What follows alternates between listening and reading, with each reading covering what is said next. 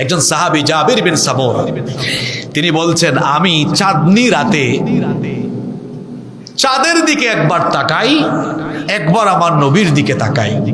আমার নবীর দিকে যখন তাকালাম, আমার কাছে মনে হলো আকাশের আসমানের ওই চাঁদের চাইতেও আমার নবী আরো বেশি সুন্দর। সুবহানাল্লাহ।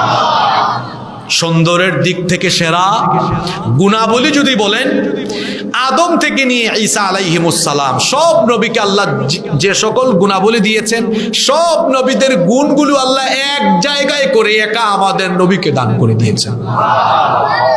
চরিত্র যদি বলেন, তাহলে নবীজির চরিত্র হলো এমন, Prophet Muhammad sallallahu alaihi wasallam is the best example for the entire humanity. তিনি হচ্ছেন ধর্ম বর্ণ নির্বিশেষে তামাম দুনিয়ার সকল মানুষের জন্য অতুলনীয় অনন্য আদর্শ। সুবহানাল্লাহ।